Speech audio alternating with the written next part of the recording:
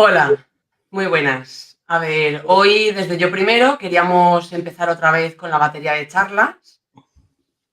Como sabéis, los que nos han estado siguiendo todo este tiempo, bueno, durante el verano y la pandemia estuvimos haciendo una batería de charlas súper interesantes de todos los temas y esta vez queríamos retomar con un tema que creemos que no se podía dejar en el tintero y que era muy importante.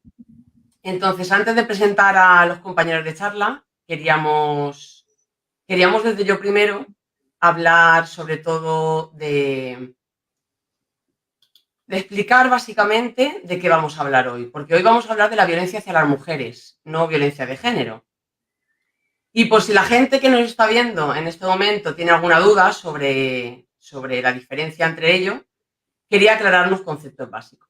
A ver, entonces con vuestro permiso, compañeros, quería, antes de empezar, aclarar los conceptos de que la violencia de género es la que encontramos en nuestras leyes como violencia sufrida por las mujeres por su pareja o expareja. Pero, sin embargo, hoy trataremos sobre todo tipo de violencia contra las mujeres simplemente por el hecho de serlo.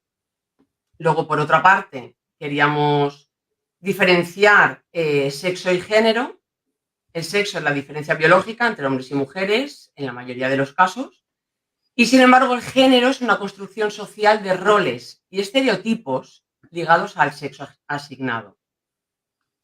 Entonces, en esta charla, yo, que todavía no me había presentado, soy Yolanda Rico, agente de igualdad, miembro de Yo Primero.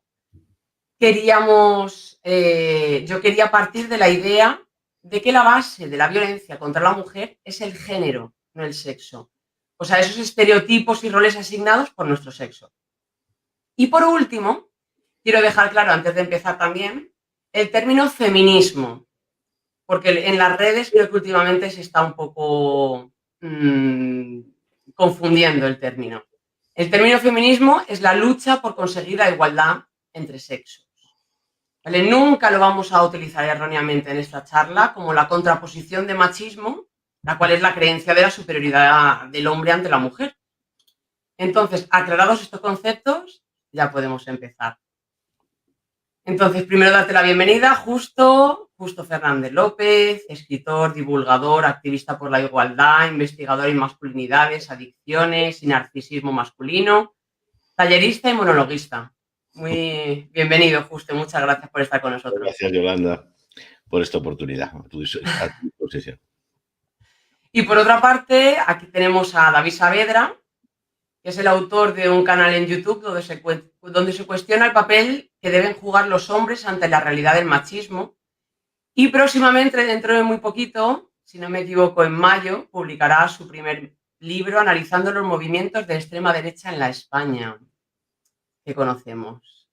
Ahí es poco. Entonces, ahí es poco. Bienvenido, David. Muchísimas gracias por estar con nosotros esta tarde.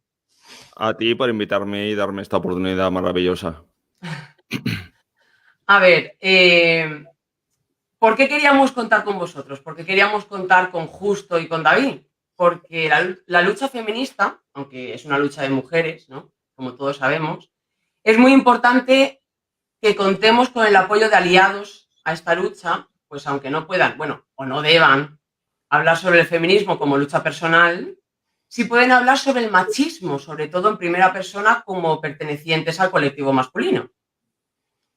Entonces, Justo y David, vosotros que habéis sido parte del problema y esa es la postura más fácil, ¿por qué ahora intentáis ser parte de la solución? Bueno, esto es, si me permites, David, empiezo. Adelante.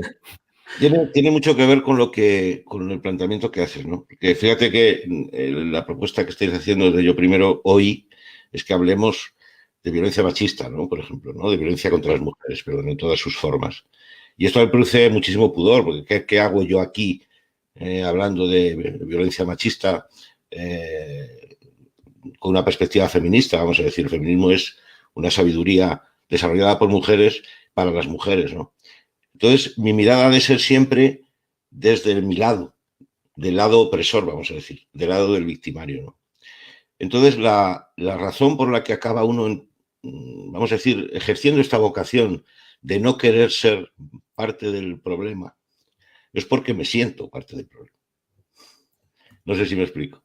Es porque yo me siento a diario, y esto es gracias a la escucha y al mensaje, sobre todo el feminismo radical, ¿no? Que es de alguna manera la fuente en la que yo me bebo, me siento de una manera corresponsable parte del problema.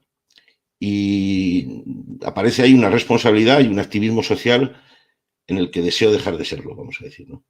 Y sería tratar, en la medida que me sea posible, de ser útil para moverme al lado de la solución. Y esta es mi vocación, una vocación sencilla desde un activismo personal, pero también social y político. Y David, ¿cuál es tu postura en esto? ¿Por qué ahora quieres ser parte de la solución? Bueno, mi respuesta va a ser un poco más directilla. ¿Por qué ahora? Pues básicamente porque antes no era consciente de que había un lugar, ¿no? de los hombres. De hecho, ni siquiera sabía que había un problema nuestro, por nuestra parte, generado por nosotros. Da igual que sea consciente o inconscientemente. El tema es que nosotros somos los culpables primeros de que exista una estructura machista en la sociedad, ¿no? De la que vosotras, las mujeres, pues sois las únicas afectadas, ¿no? Entonces, claro, cuando tú como hombre eres consciente de esta situación, consciente de verdad, y te das cuenta de hasta dónde pues llega nuestra culpa, lo primero que sientes es vergüenza.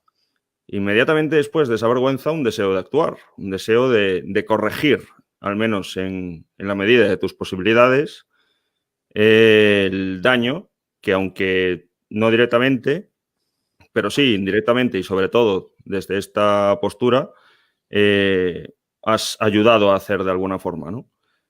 Entonces, pues bueno, no queda otra, básicamente. No sé si me he explicado bastante bien o... Sí, pero, por ejemplo, últimamente yo oigo mucho que muchísimos hombres piensan que los hombres que, por ejemplo, habéis cambiado vuestra postura, habéis sido adoctrinados por feministas, ¿no? Por ejemplo, ¿qué pensáis? ¿Cómo vosotros habéis realizado ese cambio? Justo, ¿tú cómo has realizado ese cambio? Yo esto lo tengo meridianamente claro, Yolanda. A mí la única doctrina que me han metido desde bien pequeñito, la única ideología de género hegemónica que me han metido desde pequeñito ha sido el machismo.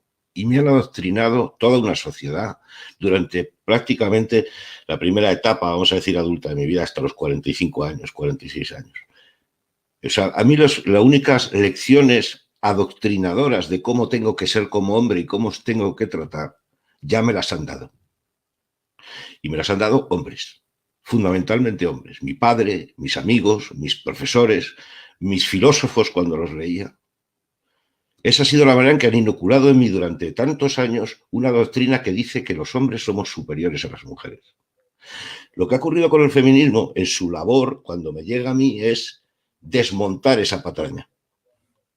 Y no deja de ser un ejercicio de sentido común y un ejercicio de progreso humano el comprender con el señalamiento feminista que venimos de una, como digo, una gran patraña en donde los hombres nos hemos aprovechado históricamente. Y cuando esto ocurre, no es que me esté adoctrinando el feminismo, es que me estoy desadoctrinando, gracias al feminismo, como digo, de una visión, cosmovisión de una realidad donde es que dice que las mujeres somos superiores a vosotras, que vosotras no sois ciudadanas de pleno derecho y que además sois instrumentos a nuestro servicio. Y sois la mitad de la sociedad. Por lo tanto, parece razonable que para un hombre de bien, solo con ese ingrediente, ya merezca la pena revisar todo esto, ¿no? No hay adoctrinamiento feminista, eso no existe. Lo que hay es una contrarrevolución, vamos a decir, un contradictrinamiento, una detención de la gran mentira ancestral que es el supremacismo masculino. Pero una cosa que yo oí ayer, de hecho, por parte de una amiga, me decía que un compañero le había dicho que vosotros, por ejemplo, no, los hombres que se dan cuenta de la realidad social, que es el machismo y que cambian, solo puede ser por dos motivos. Me decía que le habían dicho, solamente puede ser una, o porque quieren ligar más, a follar más, sí. o dos, O la segunda porque tienen alguna condena y quieren cambiar para que socialmente se les vea diferente. ¿Qué pensáis de eso, David? Yo, esa segunda la segunda que has dicho nunca la había escuchado. O sea, No, es yo hasta ayer tampoco. la Yo hasta primera vez ayer que la oigo. tampoco. Pero la primera es bastante absurda. Vamos, me lo dicen constantemente. En mi propio canal me lo dicen cada 2x3, ¿no? Y es que se contradice a sí misma, porque hombres que intenten hacer una deconstrucción de sí mismos son una minoría. O sea, ¿qué somos? Igual, el 0, algo por ciento de la totalidad masculina. Entonces, lo que es más normal, lo que es más común en nuestra sociedad son los hombres machistas. Y a lo que las mujeres más acostumbradas están es a los hombres machistas. Y no te estoy hablando de las mujeres feministas o con conciencia del problema estructural que tenemos, sino de las mujeres normativas, ¿no? Esas mujeres que defienden el discurso machista. Esas son la mayoría, ¿no? Entonces, si nosotros verdaderamente quisiéramos eso, quisiéramos ligar más, pues defenderíamos la postura hegemónica respecto al machismo y a cómo tiene que ser un hombre, creo yo. Pero David, por ejemplo, tú en tu canal, tú hablas de que te insultan, por ejemplo, llamándote pagafantas, hombre beta, calzonazo. Mangina es el bueno. Mangina. Sí.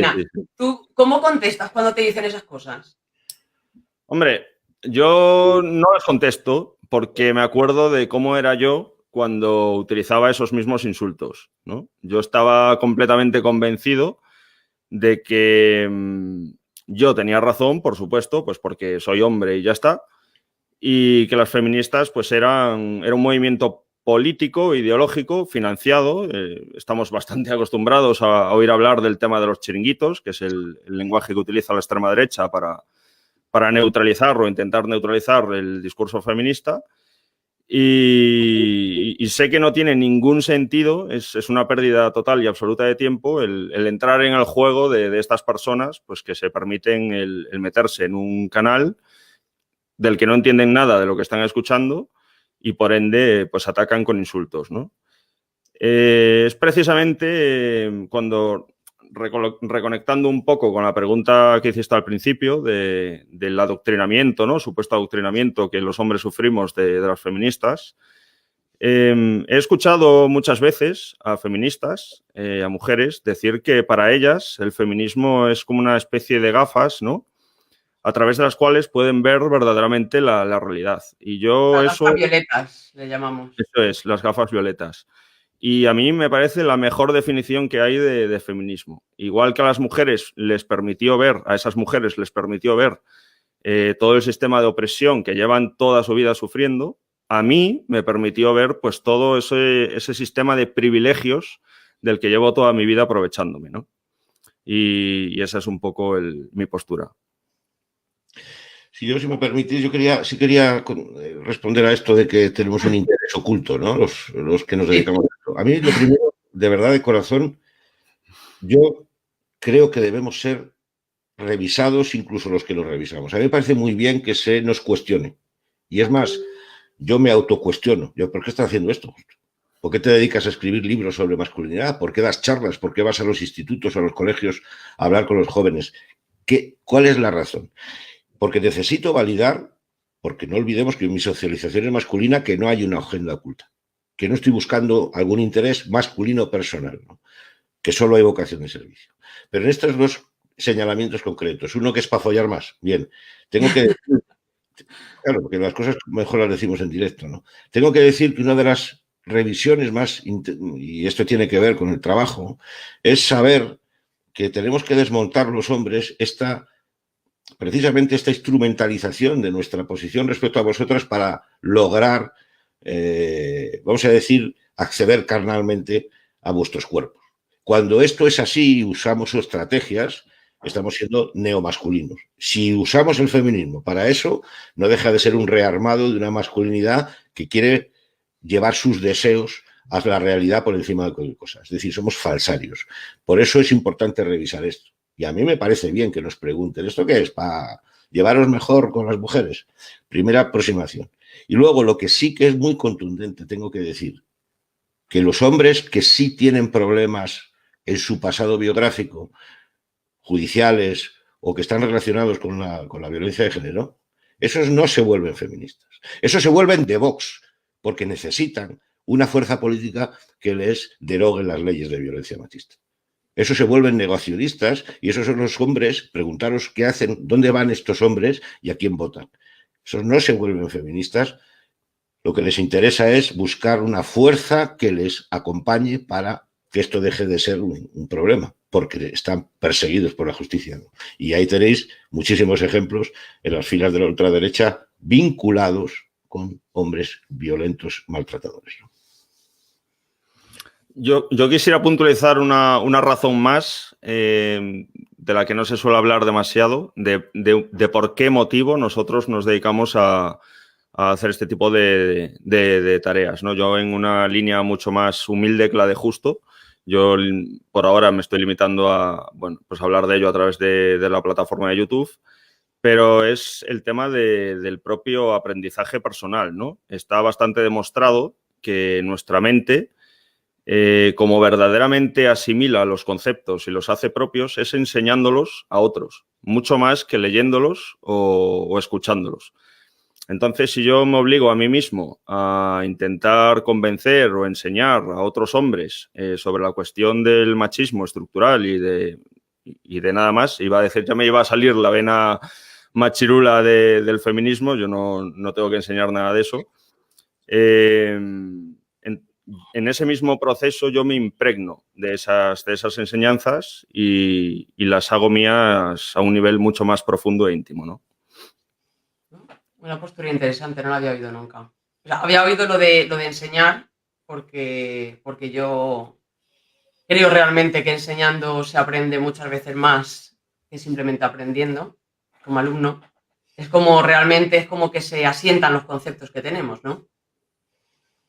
Y de ahí justamente conectamos porque el libro que acabas de publicar justo este mes se llama Hombres, ¿no? Sin H y con V, como llamamos realmente a los hombres que las feministas no creemos que son realmente hombres, ¿no? Que son más machos, o yo pienso que son machos alfa, ¿no? Lo puedo enseñar, está aquí. Ahí está. Ya que has escrito ese libro, quería que nos definieras para ti lo que es la masculinidad. No, de nuevo, no tengo que aportar mucho más a lo que el feminismo ya durante siglos está explicando, ¿no? Para mí la masculinidad, que es un constructo educacional, social, cultural, una forma de pensar, también una subjetividad en psicología, es decir, es algo que se construye en la socialización masculina, es un dispositivo, es la parte de los hombres, del dispositivo de género que oprime a la otra parte de la sociedad. Si la masculinidad no es algo salvable, algo rescatable, algo revisable, la masculinidad es el dispositivo, es el ejecutor de la opresión de una mitad de la sociedad, la explotación de una mitad de la sociedad sobre la otra. Por lo tanto, siguiendo la filosofía y la sabiduría feminista, insisto, radical, la masculinidad y por tanto la posición de los hombres ha de ser abolible. Es decir, la masculinidad, como fue en su día la estirpe y la nobleza, debe ser una construcción abolible y debemos de perseguir su desmontado y su abolición. Esto no es inmediato, pero debería ser el objetivo, en mi opinión, siguiendo, como sabemos, la abolición de género como aspiracional, ¿no? Por lo tanto, para acabar, para mí no hay nada prevalente en la masculinidad que merezca la pena conservar. Nada. Si hay algo bueno en David y en mí, eso que sea bueno, lo que sea, no tiene nada que ver con nuestra masculinidad. Tiene que ver con nuestra humanidad y no es prevalente en David y en mí. También es una cualidad tuya, Yolanda. Es una cualidad humana. Por contra, todo lo que hay detrás de mi mirada misógina hacia las mujeres, de mi supremacismo masculino sobre vosotras, de mi instrumentalización de vuestros cuerpos, todo eso es masculinidad en estado puro.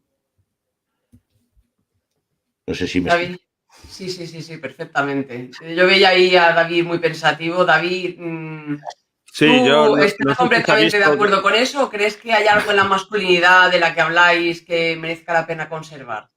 No sé si se me ha visto medio sonreír en me costó mucho contenerme y no intervenir, pero bueno, voy No, a ir no pasa respondiendo un poco nada. por partes. No, si Aquí esto es estamos en maravilloso. familia. Claro, esto es maravilloso que pase porque enriquece mucho más el debate, ¿no? De yo detectar algo en el discurso de Justo que me dice, no estoy muy de acuerdo. Voy a empezar respondiendo desde el principio. Tú le has preguntado a Justo qué era para él la masculinidad, ¿no? Sí. Yo he buscado una forma de entenderlo que ha sido sencilla para mí y creo que es sencilla para mis compañeros, sobre todo de trabajo o de mi círculo más o menos íntimo de hombres, cuando intento hacerles ver lo que es este tema, ¿no? De tal modo que hay que tener mucho cuidado con esa masculinidad hegemónica de tratarlos un poco entre algodones, que si no saltan a la primera, ¿no? Sí.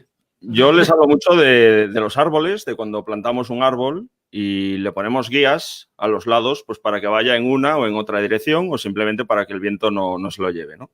Entonces veo esa masculinidad precisamente como esas guías que socialmente, culturalmente, tradicionalmente, no ya desde antes de nacer nosotros, sino antes de nacer nuestra sociedad entera, ¿no? Han estado ahí y nos han llevado a los hombres en una dirección o en otra, ¿no?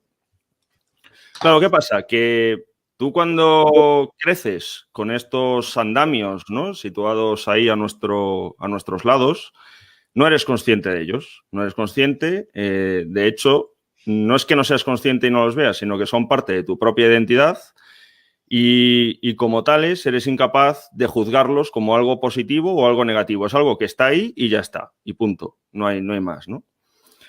Entonces, claro, cuando se habla de un problema que llaman violencia de género, violencia estructural contra las mujeres, etcétera, etcétera, como esos andamios, me gusta mucho esa palabra, son invisibles para nosotros, somos incapaces de hacerlos encajar con ese problema que estamos percibiendo que está ahí, pero que no entendemos, ¿no?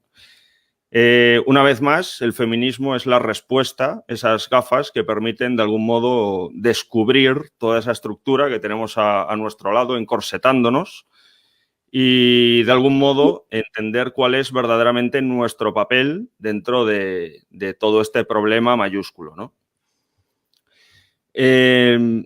Ya volviendo a lo que dijo Justo, de que yo lo he oído prácticamente como una condena a muerte, ¿no? de toda la masculinidad. Como una abolición, David, lo que he dicho es lo que dice el feminismo, abolición, un constructo a abolir.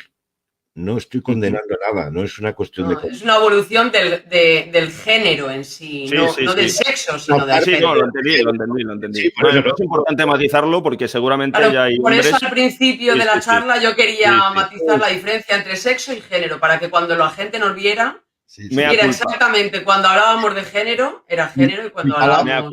Mea culpa. Palabras he patinado, sí. Palabra no está la palabra castración. No hay Efectivamente. Esto es lo que acabo de decir del tema de los algodones. Hay que tener muchísimo cuidado con lo que se dice porque la masculinidad salta como un globo al que se le pincha. Hay que ponerse a la defensiva. Relajémonos. Efectivamente. Hacer daño, nos queremos mucho las tres que estamos aquí y no hay nada que nos podamos hacer pinchar, ¿no? Por decirlo así, ni a nadie que nos esté escuchando. Pues yo pienso que sí que hay algunos factores dentro de ese género masculino que sí que son salvables y si hay algo malo en ellos es atribuirlos única y exclusivamente al género masculino y no al género femenino, ¿no? Convertirlos en algo exclusivos de nuestro género. ¿A qué me refiero? Pues a vectores, pues por ejemplo, como la valentía, el honor... todo este tipo de... No sé por qué me ponen esa cara justo. Significa que las mujeres no son valientes y no son... No, justamente eso es lo que he dicho, que el error de, por ejemplo, en el cine, ¿no? ¿Cómo es el héroe americano? Pues un hombre valiente, fuerte, abnegado, etcétera. ¿Y cómo es la mujer dentro de ese cine? Pues sumisa, cariñosa, siempre leal, un poco buscando la ayuda de ese héroe masculino, ¿no? De hecho, y esto me permite ampliar un poco más el discurso, si vemos la reacción de todos estos supuestos machos alfa frente al nuevo discurso que pretende ser inclusivo con la mujer dentro de esa cultura de heroísmo, es de absoluto rechazo, ¿no? ¿Cómo reaccionó el machismo con personajes como Capitana Marvel, como Wonder Woman? Me acuerdo perfectamente de aquellos montajes que hacían en las marquesinas de los autobuses, donde ponían los pósters, ¿no?, de Wonder Woman, pues poniéndoles al lado un cubo y una escoba, por ejemplo, ¿no? O sea, ese desprecio, esa misoginia absoluta, manifestándose en cuanto ellos consideran que se ve atacado su privilegio de ser los únicos héroes, ¿no?, en lo que es la película. Y eso es lo único que quería necesario. Nos pillamos con las películas Disney, ¿no? O sea, que todos esos roles asociados al sexo de lo que hablábamos antes, del género, es con lo que realmente crecemos, y yo siempre digo que nos lo enseñan desde el momento que nos diferencian con unos pendientes en las orejas. O sea que lo vemos en la televisión, en los anuncios, en comentarios, en qué niña más bonita y qué niño más fuerte, ¿no? O qué niño más listo, qué niña más guapa. Son comentarios completamente normalizados por la sociedad con los que nos criamos, y no le vemos nada raro ni nada negativo. Pero como decía David, ¿por qué no se puede asociar el ser heroico, el ser fuerte, el ser valiente a una mujer, ¿no? Entonces, vosotros, ¿cuál pensáis que es vuestro papel como hombres dentro de, o cualquier otro hombre, ¿no?, dentro de esta ecuación que es el feminismo? Yo creo que fundamentalmente, si me permites, en esta línea, que creo que está bien, ¿no?, de contar lo que vemos y lo que sentimos. Yo creo que el papel de los hombres en esto del feminismo es decir la verdad. Empezar a decir la verdad. Me explico. Yo creo que a estas alturas, y todos los hombres que estén adultos, me refiero, que nos están viendo ahora, o David y yo, estamos conectados por una vivencia de una masculinidad y una socialización masculina. Y todos los hombres sabemos de lo que hablamos. Cuando las mujeres decís que alguna vez en vuestras vidas, o lo dice la macroencuesta del 2019 sobre violencia machista, que alguna vez en vuestra vida habéis sido abusadas, o al menos violentadas, o asustadas, o víctimas de algún tipo de abuso sexual, nosotros sabemos que eso es verdad. ¿O es que nos hemos nacido ayer? Sabemos que o bien nosotros mismos, o un amigo, o un colega ha tenido esa conducta con alguna mujer alguna vez. Lo sabemos, pero lo callamos. Lo callamos, en un silencio cómplice, torticero e interesado. Por lo tanto, lo primero que yo pediría a los hombres que nos estén escuchando es que empecemos a decir la verdad, porque es verdad. Y no es cuestionable que todo el relato, tanto personal como estadístico, como de pensamiento feminista, es cierto. No hay ni una coma, y lo sabemos, que quitar. Pero además está por todas partes. Nosotros sabemos qué ocurre en la casa del vecino. Sabemos qué ocurre en un prostíbulo. Lo sabemos. Sabemos qué ocurre con las mujeres que, por desgracia, tienen que grabar cierto tipo de pornografía. Todo eso lo sabemos, y tengo la impresión de que nuestra negación y nuestra falta de contundencia en esta mirada que debería acompañar al feminismo tiene que ver con algo que se llama misoginia, o porque nos da igual lo que os pase y porque nos interesa protegernos. Lo primero que diría de los hombres es que empecemos a decir la verdad de nuestra realidad personal y de la realidad colectiva, porque el asunto es profundamente grave y está por todas partes, y lo sabemos. ¿Quién no tiene una hermana, una amiga que le viene con el relato? Y esto es lo que a mí profundamente más me conmueve. ¿Cómo es posible que una situación como la que estamos viviendo todavía hoy sea negada, o lo que es peor, y con esto acabo, mirada por los hombres de manera indiferente, que es mucho más miserable que de manera silenciosa? Como si nos diera igual la barbarie, cuando la barbarie, las víctimas sois vosotras, claro. David, no sé si quieres añadir algo más a... Sí, no quiero ser la oveja negra del debate, pero de nuevo discrepo, no de una forma frontal, por supuesto, sino en el punto de vista, ¿no? En el enfoque. Y es básicamente ¿En qué porque... podéis aportar, ¿no?, al feminismo, vosotros? Sí, bueno, pero completando, si me lo permite justo, un poco el discurso que ha sostenido él, ¿no? Todo eso que ha dicho, que has dicho tú justo, yo estoy de acuerdo, pero a ese estado de conciencia hay que llegar. O sea, yo no pienso que los hombres que niegan la violencia machista lo hagan de forma consciente.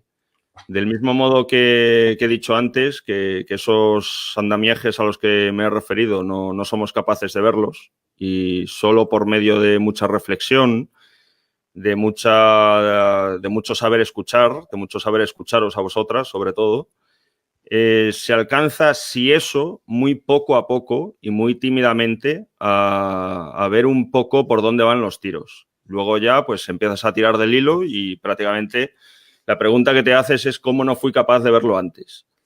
Pero al principio, eso que comentabas de quién no sabe lo que ocurre en casa del vecino o quién no sabe lo que ocurre en el prostíbulo, totalmente de acuerdo. Pero lo ven de una forma individual, ¿no? Y por eso ese discurso de llamarlo violencia sin más, desligado de toda cuestión estructural, está calando tanto dentro de la extrema derecha, ¿no? El problema es ese, precisamente, que no ven la violencia como algo estructural. Es como, insisto, una vez más, comentando la forma en que yo se lo explico a mis compañeros hombres, tiene un poco de mano del racismo. Es como decir que la violencia en un sistema racista, el más brutal que se os ocurra, por ejemplo el de Sudáfrica, el apartheid, ver igual la violencia que un policía blanco ejerce sobre un ciudadano negro que la que un ciudadano negro cualquiera puede llegar a ejercer sobre un ciudadano blanco de entonces, ¿no? El comparar eso, que cualquier persona, cualquiera, estará de acuerdo que es ridículo, que no se sostiene, que es absurdo, es lo mismo que a día de hoy decir pues, que la violencia que, no sé, que una mujer puede llegar a ejercer sobre su compañero masculino es la misma cuando ocurre en viceversa. El ser incapaz de ver esa diferencia es la clave de todo. Y insisto, yo creo que los hombres que niegan la violencia de género no lo hacen por maldad, sino simplemente porque no son capaces de verlo. Y esto tiene un problema anterior que enlaza con lo que dijo justo al principio de su intervención, de empezar a decir la verdad. Yo diría de empezar a reflexionar, de empezar a ser capaces de decir que no tengo razón porque sí, porque yo lo valgo, porque yo lo digo y punto, y más en cuestiones en las que no hemos reflexionado en absoluto, jamás, nunca. Pero no solo ya de feminismo, sino de ninguna cuestión. O sea, los hombres no reflexionamos nada. Eso que se dice mucho, que es un argumento súper machista, ¿no? De los hombres somos cabeza y las mujeres corazón. O sea, los hombres, en verdad, lo que somos son seres ciegos, un poco, pienso, como los burros que nos ponen esto, no sé cómo se llaman, los parches en los ojos para que no nos desviemos del camino y no somos capaces de salir de ahí. Y al que se sale de ahí, pues se le señala como mangina, como beta, como aliade, etcétera, etcétera, etcétera, ¿no? O sea, es como una especie de orgullo de ser un burro que no ve nada, lo que está sustentando esa masculinidad hegemónica a la que llamamos macho alfa, ¿verdad? Eso es un poco lo que quería matizar. Pero mira, nos han dejado un comentario, Llorens Pi, que nos dice: creo que debemos ser aliados de la lucha feminista, ¿no?, como vosotros estáis diciendo, y comenzar por lo pequeño, por nosotros y por nuestro entorno, rompiendo con la masculinidad tóxica que nos aprieta y atenta contra los derechos humanos de las mujeres. Ahora, esto une con algo que yo os quería preguntar, porque quería preguntaros qué pensáis de la afirmación que yo oigo tantísimo como agente de igualdad, como mujer y como persona que utiliza las redes sociales, es: las mujeres ya tienen más derechos y privilegios que los hombres y lo que quieren es estar por encima de nosotros. ¿Qué diríais a esa afirmación? David, si quieres empezar tú.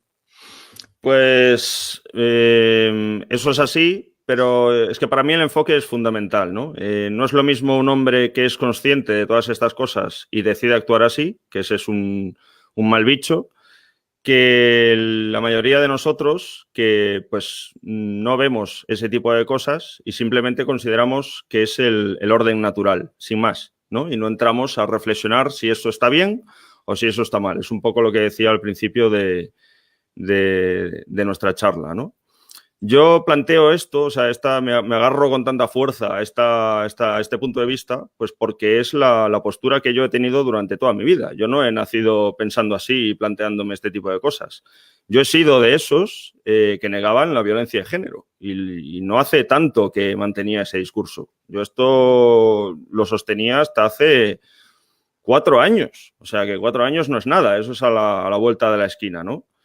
Y insisto, fue gracias a escucharos a vosotras, en especial a una amiga que tuvo muchísima paciencia conmigo. Se armó de tiempo y de bueno, pues me salvó un poco eso, ¿no? Que era muy buena amiga, si no, pues ya me habría dejado por imposible.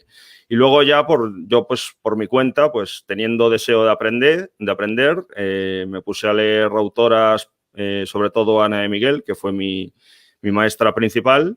Y ya fui cuando, insisto, muy poquito a poco, porque no se ve de la noche a la mañana, ni muchísimo menos, fui capaz de empezar a entenderlo todo y de ver muchas cosas y notaba como dentro de mi cabeza pues las piezas se encajaban por primera vez.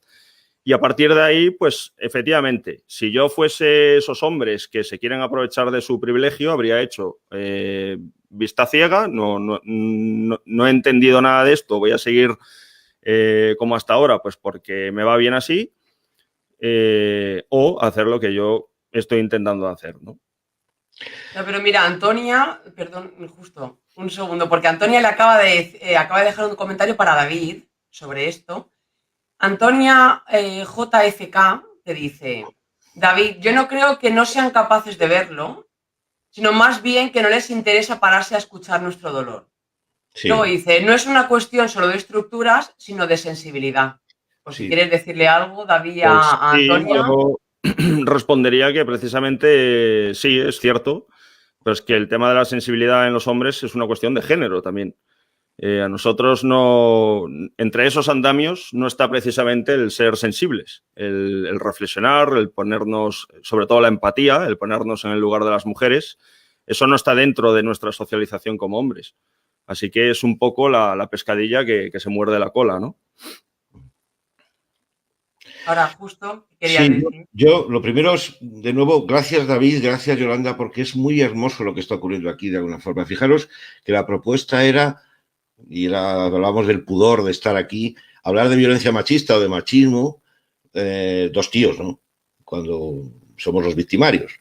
Pero fijaros cómo qué interesante, como incluso las posiciones que tiene David y la que tengo yo, que desde luego es muchísimo más lo que nos une que lo que nos separa respecto a esto. Incluso aquí hay discrepancias, ¿no?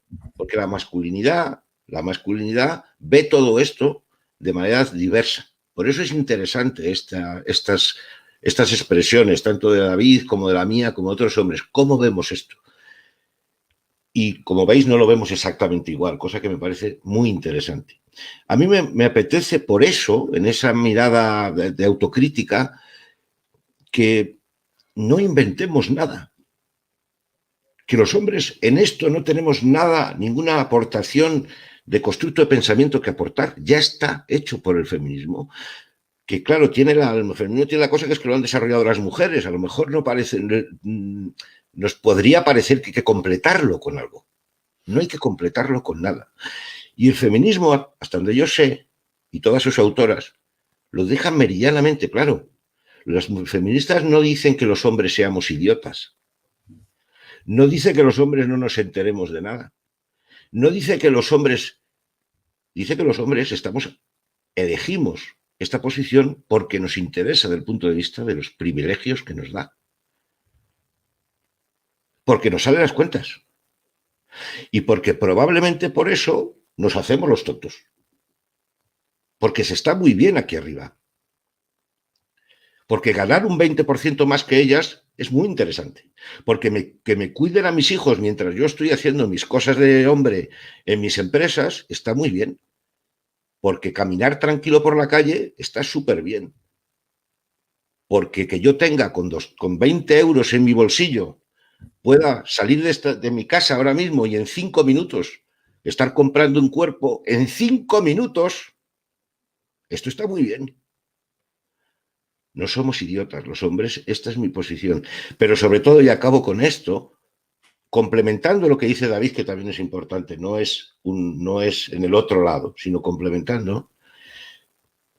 El feminismo lleva centenares, iba a decir, lleva siglos haciendo pedagogía. Y a estas alturas, en mi opinión, en este santo país, no existe ni un solo rincón de España donde ningún hombre, incluso en el pueblo más recóndito, no sepa que no colaborar en la casa es irresponsable y es injusto. Al menos hacer su parte. Si elige hoy una posición no igualitaria es porque la elige en libertad, no porque no se entere. Ahora, quería que rápidamente, para poder continuar, porque nos gusta muchísimo hablar, parece, a los tres nos podemos enrollar aquí y que la charla, en vez de durar 1 hora, que nos dura aquí 3 horas, y yo estaría encantada, pero a lo mejor la gente seguramente se cansaría de escucharnos a los tres conversar. Me gustaría que rápidamente intentarais definir vosotros, desde vuestra perspectiva masculina, la violencia contra la mujer. ¿Sabéis? Creo que te cedo a ti el primer. Tengo que masticar. Eso es un pasamarrón, ¿eh? Ahí... Sí, es un hueso duro, sí. Yo me voy a ceñir, ya no, en este caso no al conocimiento feminista, me voy a ceñir a la exposición de motivos de la ley de violencia machista. Y fijaros que la exposición de motivos se refiere, como decía bien Yolanda, a un tipo de violencia específica en el entorno afectivo, ¿vale? Pero la exposición de motivos lo describe, no me la sé de memoria, pero lo dice meridianamente claro. La violencia contra la mujer, la violencia machista, es un tipo de violencia que trasciende el ámbito individual o el ámbito privado y se convierte en un problema social. Es un tipo de violencia específico, como otros tipos de violencia específicos. Por ejemplo, la violencia terrorista es un tipo de violencia específico también. Es un tipo de violencia específico que se produce del hombre hacia la mujer o de una estructura masculina hacia la mujer solo por el hecho de ser mujer. No hay ninguna otra razón por la que este hombre inflige violencia en cualquiera de sus tipos, simbólica, económica, física, psicológica, contra la mujer. Y por lo tanto no es un asunto individual, es una violencia colegiada de la masculinidad contra la mitad de la sociedad. Lo que pasa es que se ejecuta por microactos, desde la parte alta del iceberg, que es el asesinato machista, que lo hace un hijo sano del patriarcado, hasta cuando alguien cuelga un cartel de una mujer medio desnuda, ¿no? Pues uniendo a esto, yo ahora quiero dar datos reales, no de forocoches, ni de cuñados, ni nada de esto, ¿no? Datos reales. El 95% de los homicidios del planeta son cometidos por hombres, según la ONU. El 93,2% de las personas en prisión son hombres, según el último estudio de la Universidad de Londres del 2018. Ahora, hay hombres que sí que reconocen la realidad objetiva de que la violencia es cosa de hombres, pero que afirman que no matan a las mujeres por ser mujeres, ¿no? Como tú decías, justo. Sino que el hecho de que los hombres pues, son más violentos de forma natural. Entonces, niegan así la existencia de feminicidios. ¿Qué pensáis de esto? ¿Qué piensas de esto, David? El tema, ese discurso de que es una cuestión natural, eso está lo impregna todo dentro del discurso de quienes niegan la violencia de género. Volvemos a lo de siempre. ¿Tú cómo le explicas a un tío que dice que, yo qué sé, sí, por seguir un poco con la lógica del discurso, que los hombres, por cuestión genética, estamos orientados a tener no solo más fuerza que las mujeres, sino también a desarrollar una violencia mayor. O sea, como es la eterna batalla entre el ambientalismo y el determinismo, ¿no? Nacemos como una hoja en blanco que se va escribiendo a lo largo de nuestra infancia, adolescencia, etcétera, y nos lleva a convertirnos en la persona que luego somos, o nacemos predeterminados por nuestro sexo, por nuestros genes, etcétera, y da igual la educación que recibamos porque ya seremos de una determinada manera. Esto es una batalla muy antigua que va más allá de la cuestión del machismo y del feminismo y de la que se alimenta el discurso extremista que está calando muy potente en España de la mano de Vox. Hay que saber unir una cosa con la otra. Pero el de los hombres también sufren, a los hombres también nos matan. ¿Vosotros qué pensáis de ese discurso? Que es el que se oye, como vosotros estáis diciendo. El not all men, ¿no? Que yo supongo que vosotros alguna vez habéis sido parte de ese discurso de not all men. No todos los hombres somos iguales, los hombres también nos duele cuando matan a una mujer, a nosotros también nos matan. Claro, pero es que eso viene, que yo también lo he defendido, el not all men, lo he hecho durante, bueno, pues prácticamente toda mi adolescencia y parte de mi etapa adulta, pero es porque somos una vez más incapaces de entender el concepto estructural, ¿no? Cuando escuchamos hombre, pues pensamos en nosotros, egoístamente, y cuando escuchamos masculinidad, una vez más, pensamos en nosotros, que se nos está atacando a nosotros. No somos capaces de ver masculinidad como algo global, como algo educacional, desligado completamente de lo que nosotros somos como persona. En el momento, insisto, que de alguna manera vemos que nosotros, cuando las feministas hablan, cuando hacen una crítica, cuando atacan a los hombres, no nos están atacando a nosotros, en este caso a David Saavedra, sino a lo que hace hombres a los hombres a un nivel social o educacional o como queramos llamarlo, es cuando empiezas verdaderamente a entender el discurso feminista. Hasta ese momento no entiendes nada. Hasta ese momento lo único que ves es que hay mujeres que te atacan a ti, a David Saavedra o a fulanito el del Quinto, porque sí, no entienden muy bien el motivo y las asocian pues con... Pues es el discurso que tienen, ¿no? Que es un movimiento violento, agresivo, que odia a los hombres, etcétera.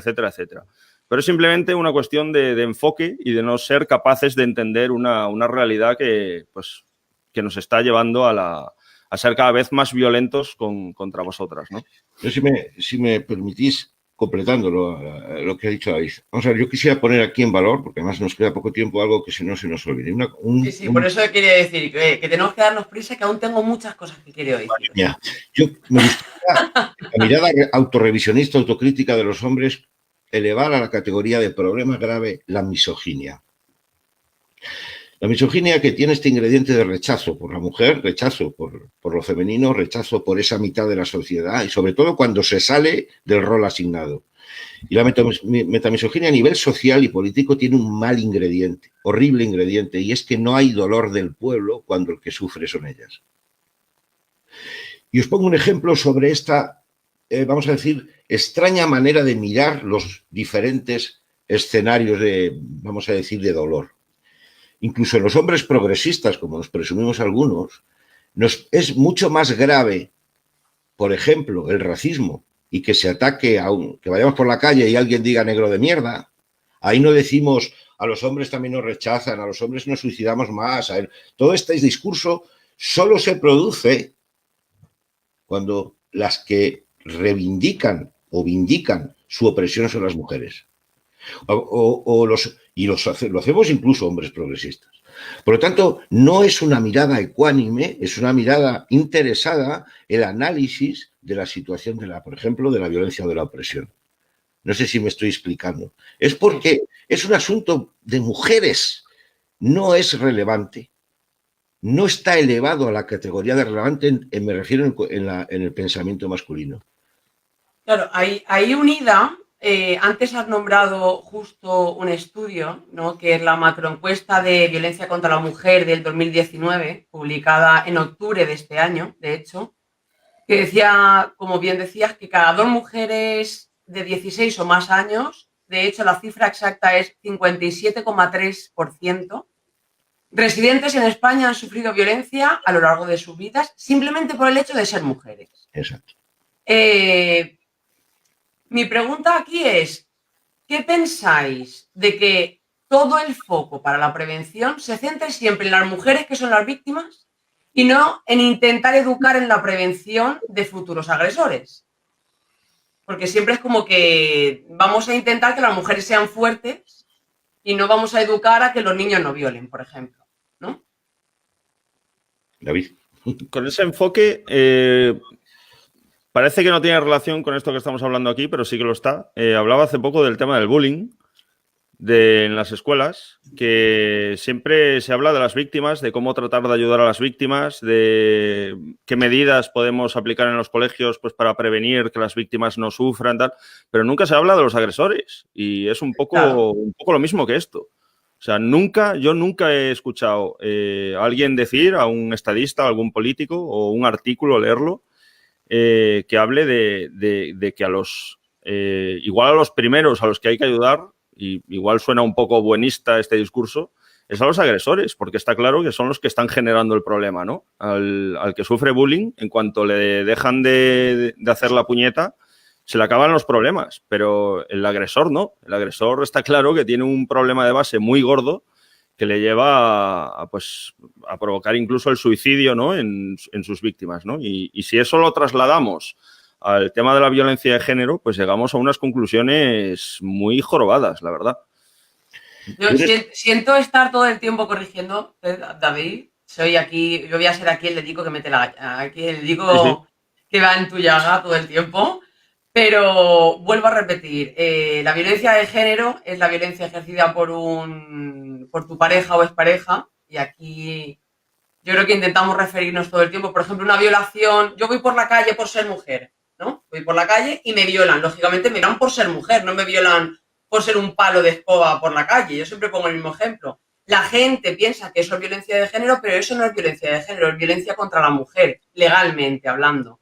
Entonces, claro, cuando hablamos de agresores contra la mujer, yo hablo de todo tipo de agresores. Hablo, por ejemplo, de un violador. Un violador de 13 años nunca se piensa, vamos a intentar hacer que este violador con 13 años ya intente no volver a violar, ¿no? Intentar reeducarle, vamos a intentar, o incluso prevenir que haya violadores de esa edad o más mayores. Simplemente estamos todo el tiempo intentando educar que las niñas o que las mujeres sean lo suficientemente fuertes como para poder evitar una agresión. De todo tipo, ya no solamente de género dentro del ámbito sentimental, sino de todo tipo.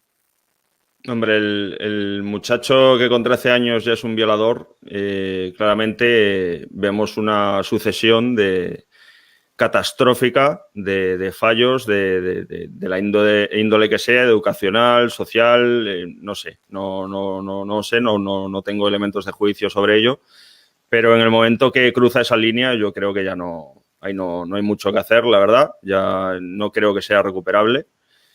Y el trabajo, en todo caso, sería antes un trabajo de prevención, de guiado, de saber detectar, ¿no?, las señales, porque estoy segurísimo de que quien comete un acto así deja muchas señales por el camino que seguramente fueron ignoradas, ¿no?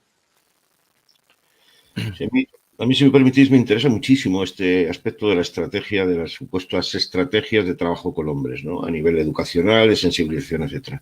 Y yo vuelvo a traer aquí la relevancia de esta mirada siempre, vamos a decir, negacionista y notolmenista que tenemos. Sí. Incluso los dos que estamos aquí, probablemente, ¿no? Los dos hombres que estamos aquí.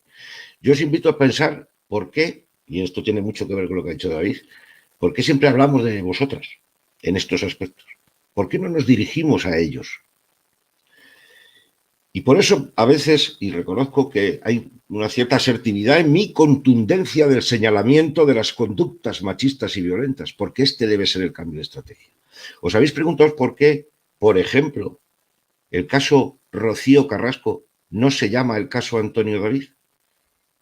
¿Os habéis preguntado por qué el caso Nevenka se llama así, caso Nevenka, y no se llama el caso Ismael Álvarez? ¿por qué nosotros siempre salimos bien parados de esta ecuación? ¿Por qué nosotros, los victimarios, no existimos? ¿Por qué en las noticias se habla un hombre asesina? ¿Cómo que un hombre? En mi opinión, mientras... No, perdona, justo. De hecho, no se dice un hombre asesina, se dice una mujer muere. Aparece muerta. Muere de la nada. Es verdad, muere. sí. Aparece muerta. ¿Sabes? Esto es como, de repente, bueno, esto sin frivolidad.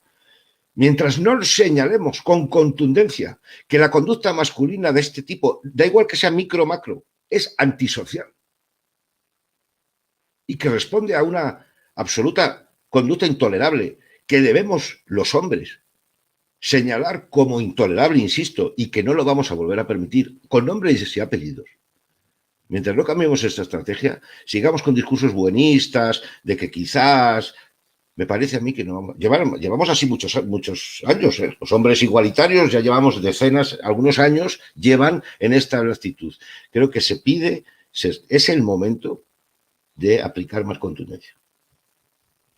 Buenas noticias, me acaban de dar permiso para alargarlo un poco si lo necesitamos, porque la gente dice que está súper interesada y están haciendo comentarios y tal. Por lo tanto, aunque luego al subirlo a las redes tengamos que cortarlo, pero podemos seguir un poco más. Porque tengo aquí unas cuantas cosas que quiero preguntaros. A ver, porque yo creo que hablando del machismo, yo creo que estamos todos de acuerdo de que no todos los machistas son maltratadores, pero de que sí de que todos los maltratadores son machistas. Entonces, que la raíz del problema es la desigualdad social, básicamente, ¿no? Es cultural, educacional, etcétera, de los dos sexos. Entonces, ¿vosotros creéis que los micromachismos, o sea, la base del iceberg cuando hablamos de violencia machista, violencia contra la mujer, son también agresiones hacia la mujer?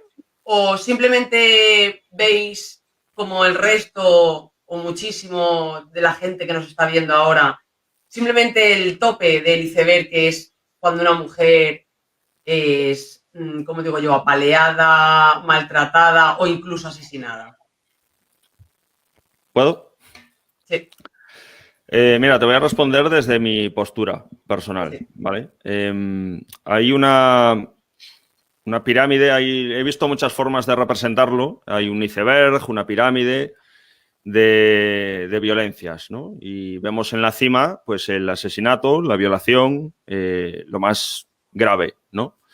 Pero abajo de todo sí que está, pues, por ejemplo, el reírse de chistes machistas, el levantar la voz a tu pareja. Bueno, hay como un gradiente, una graduación de menos violento a más violento, ¿no?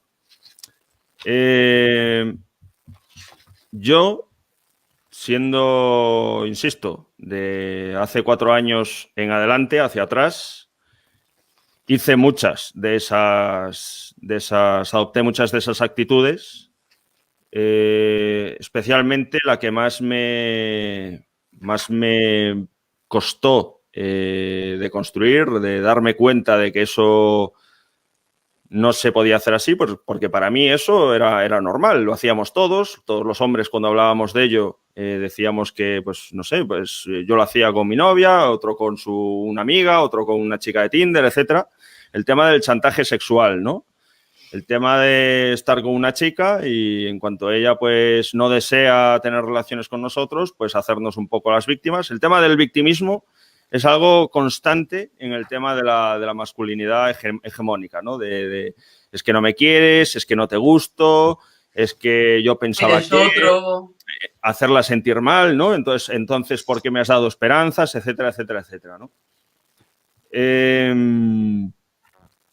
Es complicado este tema. Es complicado porque hace falta mucha hombría, creo yo, en el buen sentido, en el sentido deconstruido de ese concepto, para reconocer que lo que uno lleva haciendo toda su vida y que lo que lleva viendo hacer a otros a su alrededor es que no tóxico, es que no me gusta ni siquiera la palabra tóxico, no sabría cómo calificarlo. Aberrante sería una palabra más cercana, ¿no? Y el tema de cómo bautizamos eso de micromachismo. Eso de micromachismo es un término bastante peligroso porque parece como que le está restando importancia, ¿no? Y son cosas gravísimas, casi siempre. por no decir siempre, ¿verdad? Yo siempre digo que muchos de los micromachismos, para mí personalmente, desde que me puse las gafas violetas, ya son macro, no son micro. Sí, sí, sí. Es que es machismo, o sea, no sé por qué se compartimenta de alguna manera, como si fuera algo diferente. Y ese es el Porque tema. Que es todo lo mismo. para mí los micromachismos, digamos que son los machismos, las conductas machistas más normalizadas, más toleradas, digamos, por la sociedad, las cuales luego van construyendo el resto de pirámide. Como digo yo, cuando hay gente que nos ve saltar, ¿no? A muchas feministas, por un simple comentario, y sabía que justo que querías hablar, pero es que necesito, ¿no? Necesito decirlo, como digo yo, como feminista. Yo ya me callo. No. Muchas veces a lo mejor nos saltan con un comentario súper machista, aunque sea absurdo para ellos y sea normalizado para ellos, y al final nosotras saltamos y nos dicen, chico, típico comentario, ¿cómo te pones? Y lo intentan complementar con otro machista, o con otro comentario machista, típico, es que las mujeres sois así, es que tenéis un carácter muy fuerte, o incluso, es que tener la regla, y tú ya dices, bueno, ya quiero mataros a todos, porque claro, yo no salto por un comentario machista, salto porque antes de tu comentario machista, hoy o esta semana, a lo mejor he escuchado 100 más. Y ese tuyo ha colmado el vaso y he dicho, no tengo por qué estar aguantando. Yo siempre digo que los comentarios machistas para mí son como collejas, ¿no? La primera colleja te molesta, la segunda colleja te molesta más, a la quinta ya empiezas a cabrearte y a la 10ª dices, no me vuelves a pegar una colleja ni tú ni nadie. Entonces a lo mejor tu colleja no ha sido la primera y para ti simplemente es una broma. Pero es que yo he aguantado 100 collejas más antes y ya me duele.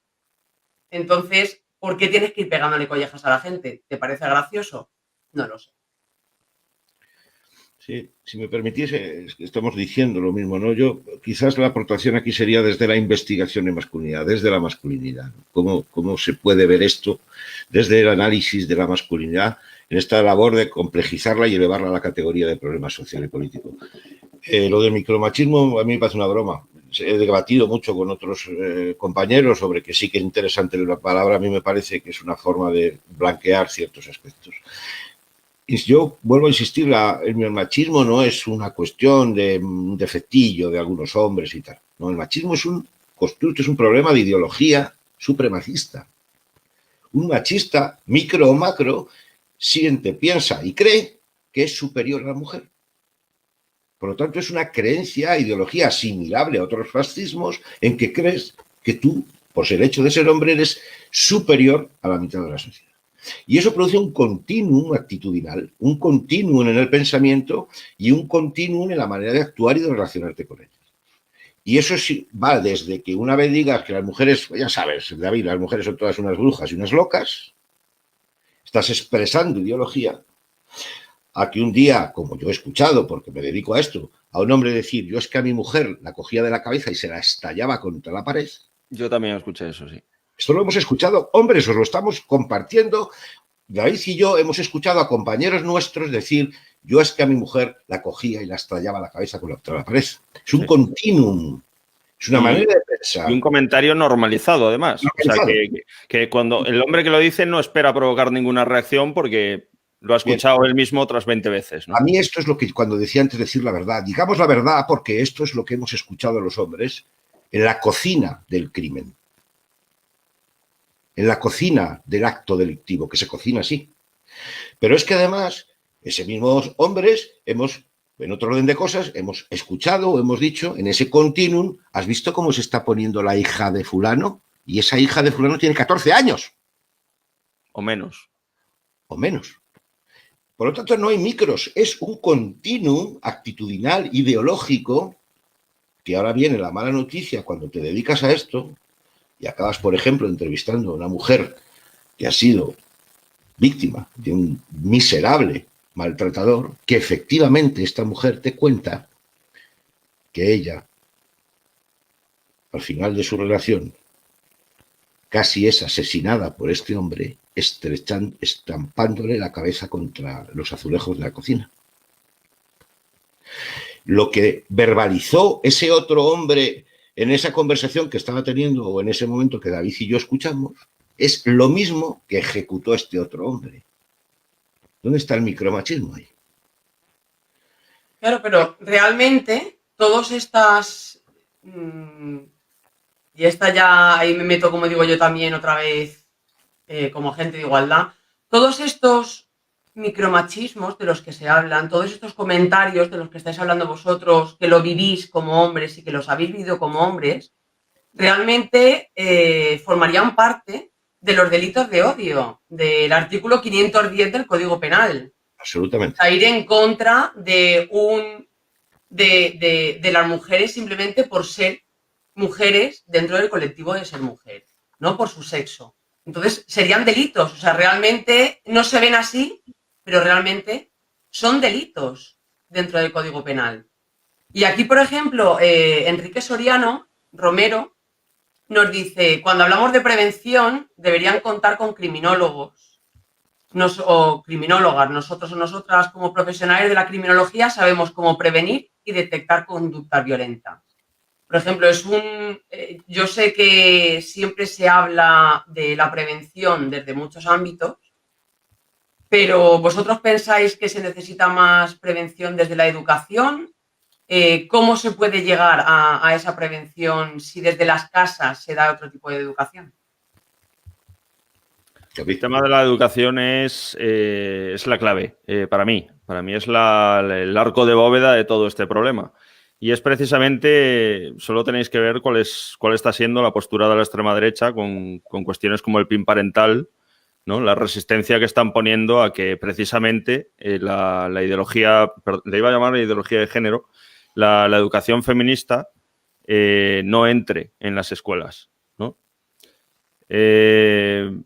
Yo pienso que el único modo, ahí atrás una amiga me decía que tenía bastante esperanza en las nuevas chicas, las chicas jóvenes, pues que están desarrollando ya desde muy temprana edad conciencia feminista y que eso les llevaba a ver con esperanza el futuro, ¿no? Pero yo siempre soy el que trae aquí las noticias oscuras.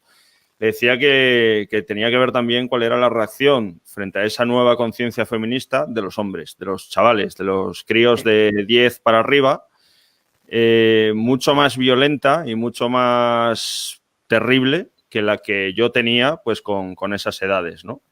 Y eso me lleva una vez más a reforzar mi idea de que no es una cuestión de maldad intrínseca de la persona en sí, sino una cuestión de estructura invisible y que pues cada vez, generación tras generación, es más difícil de ver, ¿no? Insisto, en la educación es donde está la llave de tener una sociedad peor o una sociedad mejor. Justo, algo que añadir a Bueno, yo sí, el tema de trasladar toda la responsabilidad y toda la solución a la educación es como sacarlo fuera de nosotros mismos, ¿no? Es como siempre, bueno, pues que me eduquen a los niños, ¿no? Que traigan, por favor, me los eduquen, ¿no? A mí me parece que a la vez que eso es absolutamente imprescindible, más que educación yo hablaría de coeducación, ¿no? Es decir, todo lo que es no desde una mirada no necesariamente curricular, en el sentido de que no vincularlo, sino con un acompañamiento, convertir la educación en igualitaria, ¿no? Sería un poco el mensaje. A través de esa labor que ya se está haciendo y cada vez más. Y que es verdad, como dice David, tiene mucha resistencia de los negacionistas de siempre, el PIN parental y otros. Pero a mí me interesa sobre todo que los hombres, si tomemos conciencia de que un niño aprende a mirar y a tratar a las mujeres viendo cómo su padre trata a su madre. Igual que yo sé castellano porque escuché a mis padres hablar castellano y aprendí, soy español nativo. Un niño varón se vuelve machista nativo si percibe que su padre es machista. Totalmente. Y nosotros, David y yo, somos machistas nativos. Ahora probablemente podemos aprender chino. Quiero decir, somos españoles nativos y ahora estamos intentando aprender chino que nos estáis enseñando vosotras. Pero seguimos pensando español. Ojalá llegamos a ser bilingües alguna vez. Entonces, tenemos que trabajar en la responsabilidad de los hombres adultos, de no ejemplarizar hacia a mi hijo, tiene 17 años, por favor, no os mostréis de manera machista ante él. No me lo adoctrinéis con la única ideología hegemónica de género que existe, que es el machismo, que dice que los hombres somos superiores a las mujeres. Porque si mi hijo no tiene referentes de machistas, no va a ser machista. No va a ser machista, perdón. Claro, pero mira, aquí María José nos comentaba, voy a leerlo tal cual, porque me parece súper interesante tal y como lo escribe ella. Dice, ayer me decía mi pareja que se autodenomina feminista pasivo, que las mujeres feministas no estamos haciéndolo bien porque atacamos a los hombres y así conseguimos que se pongan a la defensiva y no quieran escucharnos. Lo comparaba con un empleado que quería más derechos y más sueldo y lo que hace es demonizar al jefe y meterse con él en vez de negociar con él. Me pareció brutalmente machista, pero no le quise decir nada. Me lo guardé para preguntaros vuestra opinión al respecto. Como nos ha dicho María José, ¿qué le diríais a María José? Yo ya sé lo que diría. Dejo de feminista pasivo. Feminista pasivo, sí. Con cariño y con mucho amor por este hombre. Bravo, muchacho, por lo menos estás en el lado correcto de la ecuación. Igual que nosotros. David, te dejo. Esto ha sido un pasamarrón también, justo. No. Lo tengo muy claro, Lo tengo muy claro porque los conozco. A estos personajes los conozco. Porque me dedico a investigarlos. Nunca mejor dicho. Pero di, David. Esto es el viejo discurso de no soy machista, pero, ¿no? Cada vez que hay un pero, eso arruina toda la frase anterior. Entonces, un poco defender que el feminismo es lo que yo tengo que decir, o sea, lo que yo como hombre digo y lo que yo como hombre no me hace sentir incómodo, pues, hombre, pues es que ya se está respondiendo él solo, ¿no? Pues no hace falta, hay prácticamente que ponerle un espejo y dejarle que hable. Y ya él, a ver si en un momento pues se da cuenta y dice, vale, venga, reformulo la tal. Y si no se da cuenta, pues... Bueno, muy rápido, ¿verdad? Querido pareja de María José, de verdad, con todo mi cariño. Mira, como dice David, vamos a mirarnos al espejo, ¿vale? 3 cosas muy rápidas. Primero, me estás diciendo que las oprimidas lo están haciendo mal. Punto 1. Están diciendo que las mujeres lo están haciendo mal. Punto 1. Punto 2. Estás comparando la relación hombre-mujer a la relación empresario-trabajador. Eso es lo primero Tú que eres un empresario, ¿verdad, pájaro? A ti te gusta que tus empleados, ¿verdad?, vengan a pedirte las cosas con cariño, ¿verdad? Y les dices, mira, si no me lo pidas, así no me pidas que te pague las horas extra. Pídemelo con amor, tío. Justo. Tío, o sea, mujer supeditada al jefe, mujer supeditada al hombre, claro. Claro que sí, las mujeres tenéis derechos, pero tenéis que pedirlos con cariño, porque si no, no os los vamos a dar. Pero tú, ¿quién te has creído que eres para otorgar derechos a las mujeres? Tú eres el que se los niegas. Nosotros somos el que se los negamos. Ellas no deberían tener que hacer nada para tenerlos, porque son la mitad de nuestra sociedad. Es lamentable que a estas alturas todavía les digamos a las mujeres, sí, despacito y pedírnoslo bien, que si no sois unas feminazis. Y si no nos vamos a hacer caso, no percibimos que está ahí precisamente la esencia del patriarcado machista interiorizado. Sabemos que tenemos el poder y os lo vamos a racionalizar. Y os dejaremos pasar algunas, ¿verdad, pareja de María José? Exactamente a quien se porte bien. No voy a seguir. Pero es que si aceptas el mismo ejemplo que ha puesto de decir, venga, vamos a aceptar el discurso, el ejemplo como bueno del empresario y tal. Si tu jefe es un explotador, o sea, es como que tienes que modular, ¿no? Es justo lo que estaba diciendo Justo, en el sentido de pedírselo con educación, ¿no? O sea, si el jefe es un explotador, la culpa es del explotado. O sea, es que ya eso mismo denota una falta de reflexión de voy a decir lo primero que se me ocurre, pues porque tengo 2 pelotitas entre las piernas y eso ya me otorga razón, que es muy característico de la actitud que adoptamos los hombres mayoritariamente cuando se trata de hablar, no ya de cualquier cosa, pero sobre todo de feminismo. Claro. Ahora, David, tú siempre hablas en tus vídeos de que el machismo y de que la violencia contra la mujer es algo estructural, ¿no? Siempre lo repiten mucho. Sí. Muchísimo. La palabra estructural es como tu Sí, palabra. los Y años que dije al principio.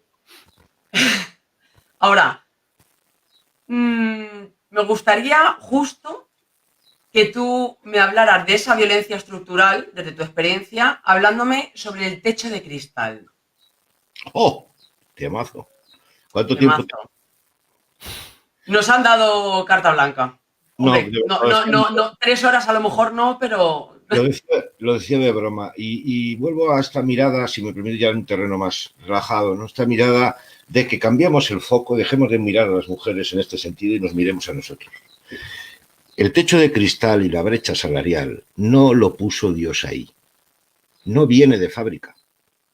El techo de cristal, que es esa incapacidad o esa dificultad doble de una mujer para acceder a las posiciones de poder y por lo tanto a donde está la pasta, nos dedicamos los hombres, los ejecutivos que estamos ahí arriba, a tenerlo perfectamente abrillantado y perfectamente al día. El techo de cristal, que es que nos promocionamos porque no nos da la gana, no es una cuestión es estructural, pero somos los hombres, es la masculinidad que está arriba, que se sostiene sobre ese techo de cristal, quien lo construye. Es que hay alguien detrás. Y a quien nos tenemos que dirigir es a esos hombres que están detrás, a esos directivos que no os ascienden. ¿Y por qué no os ascienden? Porque podéis ser madres. Y ser madres es una faena cuando tienes un equipo, que yo lo he tenido, de 5 o 6 trabajadores en tu equipo, que una de vosotras sea madre y te pida además de la maternidad la jornada reducida, es una faena. Y por eso prefiero un tío. Y esa decisión de preferir a un tío la tomo yo. La toma un hombre, no la toma Dios. Por lo tanto, el techo de cristal existe porque hay masculinidad detrás que valora, prefiere a hombres trabajando con ella que a mujeres, por razones que el feminismo perfectamente explica. Porque a mujeres las hemos obligado y las seguimos obligando a ocuparse de los cuidados y de las crianzas, a cuidarme a mí. Yo soy director general de mi empresa y para poderlo ser necesito que mi pareja me cuide a mis hijos. Porque no se puede ser director general y padre a la vez, padre corresponsable. No se puede, necesitas que te cuiden a los hijos. Y eso, para eso está la mujer. Y la brecha salarial, y acabo rápido, es de nuevo una estafa que cometemos los hombres porque lo que hacemos, legalmente no se puede pagar menos sueldo para el mismo salario, para el mismo puesto, no se puede, pero yo sí puedo cambiarte el variable y pagarte menos a través del variable de la ecuación de la retribución. Y se demuestra porque los hombres os pagamos menos, os valoramos menos vuestro trabajo y por lo tanto la parte variable de la retribución os la reducimos. Está demostrado, no solo demostrado, sino que lo he visto. Esa es la brecha salarial, además, por supuesto, de que los trabajos... Tú lo has visto en primera persona. Sí, claro, si no, no lo contaría. Por eso nadie me lo puede negar, porque yo he sido ejecutivo de una empresa de telecomunicaciones muy conocida. Entonces, a mí nadie me puede negar que no existe ya la brecha salarial. Bromas las justas. Y perdonad otra vez la asertividad de la manera de expresarme, porque, claro, cuando lo ves, lo menos que puedes decir es decir la verdad. Claro, no, yo te lo pregunto a ti especialmente porque yo sabía que tú habías sido una persona importante en un cargo directivo importante, porque cuando normalmente hablamos de cifras, de brecha salarial, de techo de cristal, nos toman como, es que os quejáis por todo, existe la igualdad, si no lo tenéis es porque no lo pedís, ese tipo de cosas. Entonces quería preguntarlo para que una persona en primera persona, un hombre en primera persona pudiera contar si es verdad o no es verdad, una persona que lo ha vivido en sus carnes. Sí, yo lo cuento en mis vídeos, lo cuento en mi monólogo, cuento mi verdad biográfica, pero también académica, después de haberlo formalizado desde el punto de vista con el pensamiento feminista. Es decir, desde dentro de la masculinidad yo explico cómo hacemos para trincaros, robaros el 20% del dinero. Pero la mayoría de hombres nos argumentan que ellos no conocen a ninguna mujer que cobre menos. Si le preguntas a Mancio Ortega si él explota a sus trabajadores, te va a decir que no. Te va a decir que es una cuestión de justicia. Claro, tú pregúntale a Mancio Ortega, te va a decir que no, él no te va a decir nunca que tiene niñas o niños trabajando en Sri Lanka o en la India, donde los tenga, con perdón. Por eso los hombres lo negamos, mentimos, porque nos interesa. Perdonad de nuevo la asertividad, pero es que es la única forma de cambiar de una vez, en el lado que nos ocupa de la responsabilidad de los hombres, reconocer que tenemos mucho morro. Porque es que un 20% más, o ser capaz de llegar a ser directivo de una empresa grande, mola mucho. ¿No ves que se gana mucha pasta y se tiene mucho reconocimiento social? Y tienes un coche muy grande y vives en un chalet muy grande. Nos recordamos que el 90, 80, 90% de la riqueza está en manos de tíos. Vosotras tenéis las migajas a nivel macro. Claro, pero porque siempre se nos ha delegado la tarea de los cuidados. Es que si no sois malas madres, pregunta, mira, si no sois malas madres, o sea, estáis acorraladas. Tenemos un chiringuito montado, es la tormenta perfecta, porque hasta hemos generado indefensión aprendida para que creáis que lo correcto es lo que, en fin, esto lo explicáis vosotras mejor que yo. David quería ir... Sí, no, vamos, ni una coma en lo que ha dicho Justo, que además está hablando desde su propia experiencia y cuando alguien habla así, pues cerrar la boca y aprender, ¿no? Pero lo que dijo al principio, que estoy súper de acuerdo, que hay que quitar el foco de vosotras y ponerlo en nosotros. A mí me hicieron una reflexión muy buena que yo hago extensiva a los hombres que nos estén escuchando, que cuando escuchen hablar de todo este tema del techo de cristal, el tema de las cotas, que se suele sacar mucho también, sobre todo como arma arrojadiza, ¿no? Desde la derecha y la extrema derecha, piensen un poco en la cantidad de hombres que están en puestos de dirección y no se lo merecen. O sea, de auténticos inútiles, que no sirven para nada, que no saben ni hablar, que no saben... Bueno, me viene a la cabeza cierto presidente que no sabe ni inglés y ha sido presidente de España y ha estado por ahí pues representándonos, haciendo el ridículo cada vez que tomaba la palabra, ¿no? Eso es así, eso es un hecho. Hay infinidad de hombres que están en lo más alto de la dirección del país, de empresas, etcétera, y son inútiles. Y cada vez que una mujer llega a lo más alto de lo que sea, ¿qué es lo primero que se dice? ¿A qué hombre se habrá follado? ¿Verdad?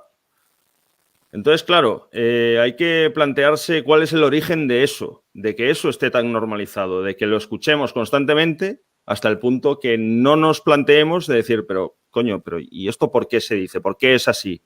¿Esto es normal? ¿Es lógico decir esto, pensar esto? Yo creo que esas son las preguntas clave, ¿no? Ahora, pasando a la siguiente pregunta.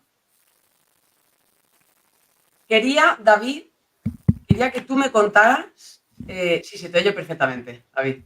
Te oigo un ruido. Sí, vale, perdona. Quería que tú me contaras, por lo que he podido ver en tus vídeos, quería que tú me contaras qué piensas, porque por lo que he podido intuir, es una de las cosas que más te ha costado asimilar y entender. ¿Qué piensas del amor romántico?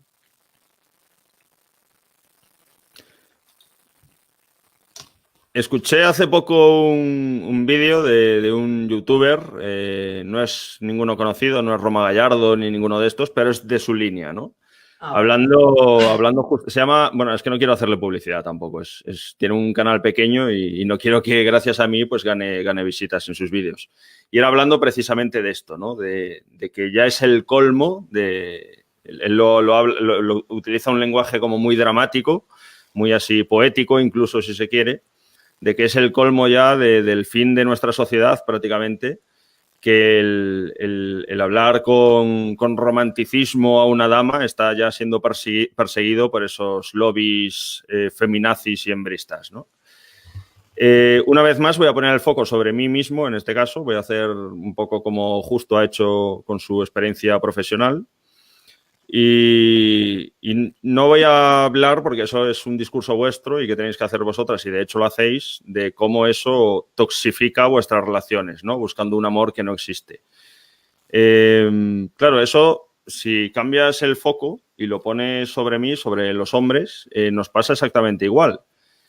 Y de hecho, el leer feminismo, el reflexionar en clave feminista, a mí de lo que me ha dado, lo que más me ha traído y más me ha ayudado es darme cuenta de muchas estructuras súper tóxicas que yo llevaba a mi vida sentimental, ¿no? En relación a esto que me preguntas.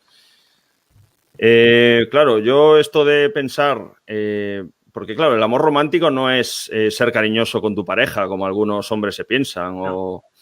O mandarle poemas o dejarle en el buzón a una chica que te ha dado claros indicios de que no quiere nada contigo, cartas de amor, ¿no?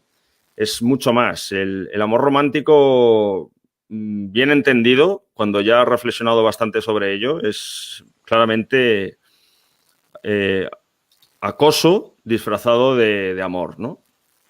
Ya sea para el que acosa, que somos nosotros, o para ellas, que son las que reciben ese acoso y aprenden a dulcificar desde que son pequeñas, ¿no? Si me grita es porque me quiere, es así de violento conmigo porque está enamorado de mí, etcétera, etcétera. Eso es lo que se llama amor romántico. Yo con mi amor voy a conseguir que cambie. Eso es. Es lo que nos enseñan a la nosotras. postura que adoptáis vosotras. Pero nosotros, sí. El tema de pensar que prácticamente cualquier cosa que hagamos está justificada porque os queremos o porque queremos a esa chica, eso yo darme cuenta de eso, de que eso estaba ahí y es que tiene muchísimas manifestaciones, el tema de los celos. O sea, yo no he dejado de ser una persona celosa hasta que pues he empezado a reflexionar sobre este tipo de cosas, lo que me ha traído una liberación difícil de describir. Es muy complicado, es un proceso que tienes que removerte a un nivel muy profundo porque, insisto, son cosas que te traes ya en la mochila desde que tienes uso de razón prácticamente. Antes lo dijiste tú, Disney está detrás de muchas de estas cosas, que me hace mucha gracia como la mayoría de los hombres ponen el grito en el cielo, aquella noticia que hubo, ¿no?, de que Disney retiraba algunos de sus cuentos por tener connotaciones machistas. O sea, no, de hecho, la gente ha dicho que los han retirado, pero no los han retirado, simplemente los han quitado de Disney para niños, para todos los públicos, y los han puesto a partir de 12 años. Vale. Los pueden ver, pero a partir de 12 años. Y es un poco eso, es algo que está en todas partes, que forma parte de nosotros desde edad muy temprana y que nos ha hecho así prácticamente, ¿no? Y bueno, pues ya te digo, el tema de construcción en ese aspecto para mí ha sido profundamente liberador, ¿no? A ver, ahora quería solo 2 preguntas más y ya acabamos, para que esto, como digo yo, no nos quedemos aquí a dormir. Yo quería que rápidamente intentarais responderme de forma lo más directa posible si vosotros pensáis si un maltratador realmente puede ser rehabilitado, ya que vosotros os habéis rehabilitado del machismo, digamos. O, bueno, estamos todos en rehabilitación del machismo, ¿no? Pero estáis bastante rehabilitados. ¿Un maltratador vosotros pensáis que se pueden rehabilitar, igual que vosotros del machismo? ¿Me dejas justo que vaya a ser rápido? Yo creo que un maltratador psicológico sí puede rehabilitarse. Un maltratador físico, yo creo que no. Un maltratador psicológico yo creo que sí se puede, porque insisto un poco en mi perspectiva de que seguramente muchas veces no sea consciente de que lo que está haciendo es maltrato. Obviamente, dentro de maltrato psicológico entran muchos auténticos psicópatas y obviamente pues no me refiero a ellos, ¿no? Pero un maltratador físico es imposible que te abstraigas de que lo que estás haciendo no está mal. O sea, yo creo que ya nacemos con esa percepción del bien y del mal prácticamente desde la cuna, ¿no? Y pensar que una persona que conscientemente está haciendo daño a la persona a la que supuestamente quiere puede recuperarse, no sé, no soy un experto en la cuestión, en la materia, estoy abierto a reflexionar sobre ello, pero mi punto de partida inicial es que no es recuperable. Que justo tú que trabajas acompañando a masculinidades tóxicas, ¿qué nos puedes decir de ello? Yo os digo de antemano que cuando mi trabajo de acompañamiento de situaciones de situaciones de adicción, masculinidades disruptivas, etcétera, aparece un maltratador machista. Mi posición es radicalmente distinta en otro tipo, vamos a decir, de masculinidad, ¿no? Vamos a decir. De hecho, suelo detener el proceso de acompañamiento y únicamente ahora sí que trabajo en una contención de daños dirigiéndome a ellas, a las mujeres que pudieran estar en peligro. Y si hace falta llamar a la Guardia Civil, la llamo, como no es la primera vez que hago. Como no es la primera vez que hago. Para mí, el feminismo ya hace tiempo que ha resuelto esto. Un maltratador es un hijo sano del patriarcado. Está sano. ¿Por qué tenemos los hombres que cuestionar esto otra vez? Ellas ya han determinado, con toda la sabiduría, todo el conocimiento y la profundidad del pensamiento, que un maltratador no tiene nada de anormal. Por lo tanto, la estrategia que se ha de seguir para que ese hombre, vamos a decir, deje de maltratar, ha de ser necesariamente punitiva y de contención. Cualquier otra estrategia de aproximación emocional, de mejora, de pedagogías, buenismos, no funciona. Ellas ya lo han dicho. Hablo de hombres maltratadores adultos. Por supuesto, un chaval de 14, 15, 16, 17, 18, 19 años, por supuesto que es irreinsertable. No ha cristalizado todavía la socialización y esa inserción ideológica. Pero yo ahora hago la pregunta. David constantemente habla de ultraderecha, ¿no? ¿Es reinsertable alguien de ultraderecha llevando la terapia? Pregunto. ¿Me lo preguntas a mí? Claro, es decir, ¿por qué tenemos que hacer distinciones en el tratamiento de la ultraderecha, que no deja de ser una ideología supremacista que tiene todos los ingredientes de genocida, igual que el maltratador? El maltratador extermina cuando es necesario. Que es supremacista más que un maltratador, que se cree superior, y que además desprecia y rechaza de manera fóbica a través de la misoginia a la mujer, que por eso la golpea. ¿Qué diferencia hay con un fascista? Pregunto, ¿no? Y por lo tanto el abordaje ha de ser el mismo, ¿no? No, la pregunta era retórica, David. Lo que quiero decir es que no hay buenismo posible ante un maltratador y no hay aproximación terapéutica, no funciona. Otra cosa que no sea necesario en el trabajo de humanidad, pero la reeducación pasa necesariamente por otros derroteros bastante más contundentes, más asertivos y más... O sea que en vuestra opinión, básicamente es en el momento que se cruza la línea, no hay rehabilitación posible. Yo creo que la línea se ha cruzado antes. Insisto, hablo de hombres maltratadores adultos, no sé cómo decir esto, que recurren en la conducta, ¿no? Sí, recurrentes. Recurrente en cuanto ya está confirmado, ¿no? De hecho, tú los interrogas, hablas con ellos y ellos no creen, o sea, creen que repetirían lo mismo otra vez, a pesar de que saben que es una barbaridad. Me acuerdo de un documental, el documental no, vi el artículo que se escribió sobre el documental de violadores, de funcionarios que trataban con violadores en las cárceles, y era espeluznante en el sentido de que ellos no tenían conceptualizado a nivel moral ni de ninguna clase que lo que habían hecho estaba mal. O sea, no eran capaces de... O sea, no sabían que estaban en la cárcel, que habían vivido un juicio, habían sido condenados, etcétera, pero no eran capaces de identificar su acción como algo negativo, ¿no?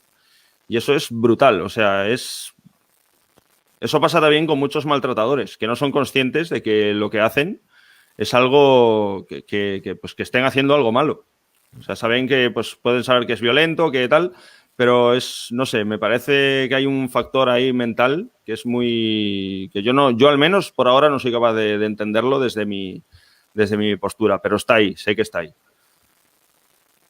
Ahora ya, por último, para cerrar esto, yo espero que muchos hombres, y creo que nos están viendo en este momento, de hecho, no nos ha abandonado casi nadie de los que nos ha empezado a ver desde el principio, por lo tanto es una muy buena señal. Quiere decir que habéis hablado genial, Justo y David. ¿Y tú? Y mucha gente... Ya, pero a mí me ve muchas veces, eso no.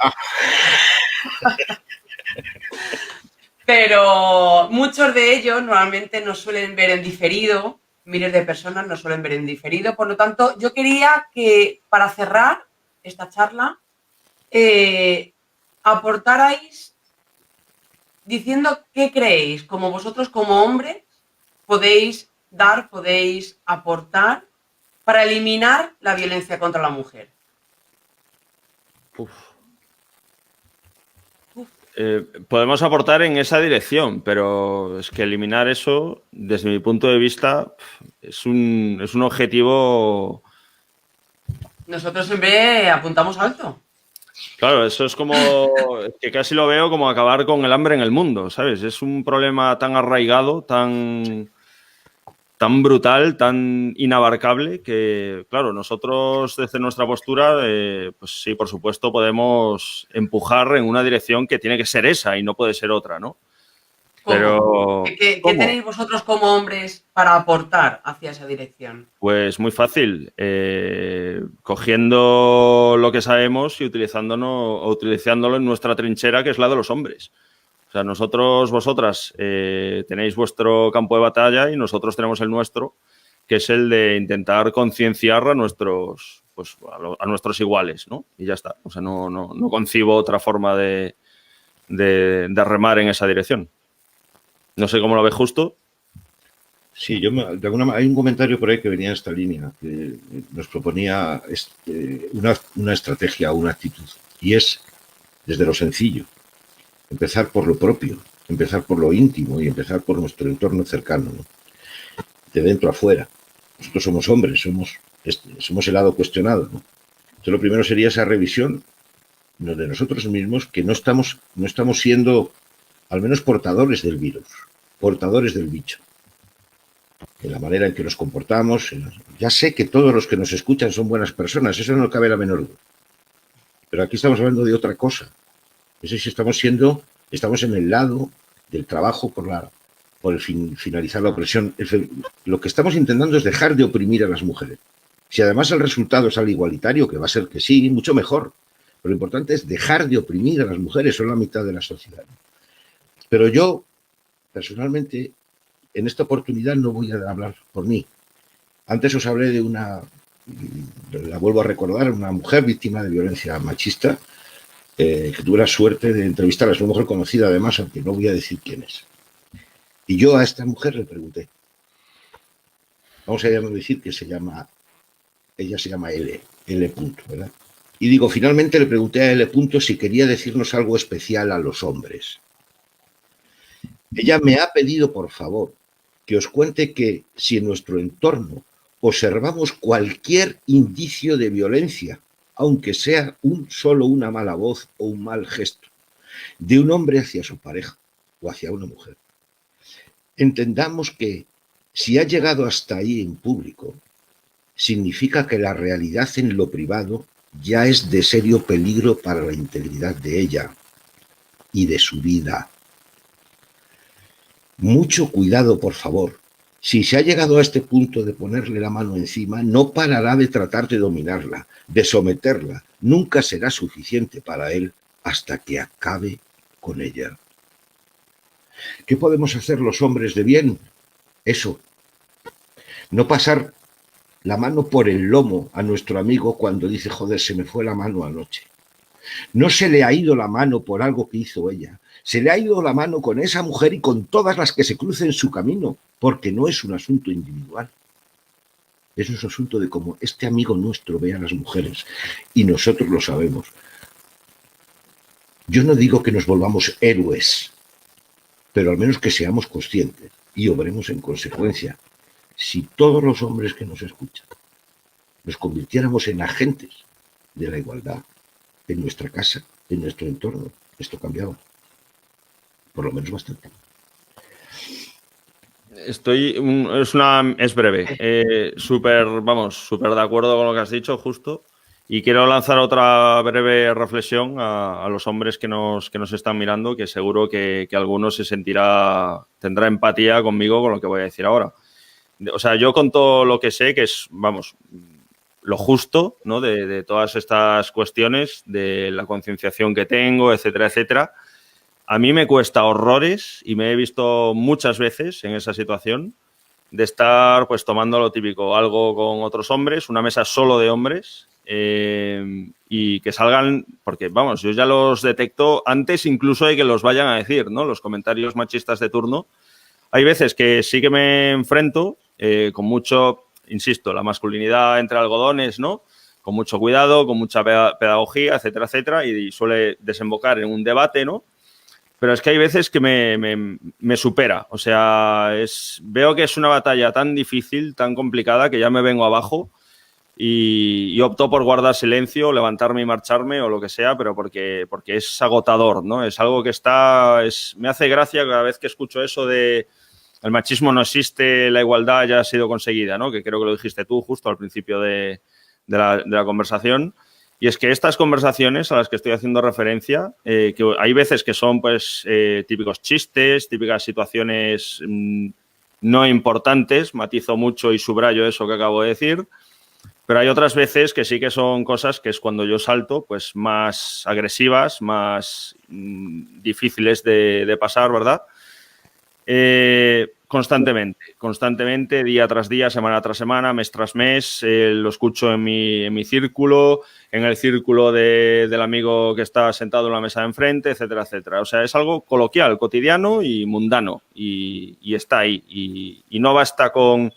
Vale que yo estoy un poco adoptando una postura de disculpa de que la mayoría de los hombres no lo ven, pero eso basta hasta cierto punto. Porque si nosotros como hombres no vemos que hay un problema social muy grave con vosotras las mujeres, ya esa excusa se me empieza ya... O sea, esa paciencia que tengo con ese machismo estructural se me evapora ya verdaderamente, ¿no? Bueno, pues yo creo que aquí podríamos hacer 7 charlas más hablando de todo esto, ya no solamente de la violencia machista, sino de toda la estructura social y cultural, educacional que hay debajo de todo esto que hemos estado hablando. Pero yo creo que lo dejaremos para otra vez. Daros las gracias infinitas por participar y por estar aquí con nosotros y poder intentar poner vuestro grano de arena en la sociedad como lo hacéis día a día de vuestras redes sociales. Y nada, deciros que esperamos veros pronto otra vez por aquí. Pues muchísimas gracias, Yolanda, naturalmente, y encantadísimo de pasar esto, de compartir, ¿no? En el fondo, ¿qué mejor que compartir, ¿no? Esta vocación, que quede además un mensaje de esperanza, o sea, aunque hablamos con cierta, vamos a decir, con cierta dureza. ¿Cómo hay que hablar? En cualquier caso, las cosas es mejor aflorarlas como son, ¿no? Limpiar las cloacas para que dejen de apestar, ¿no?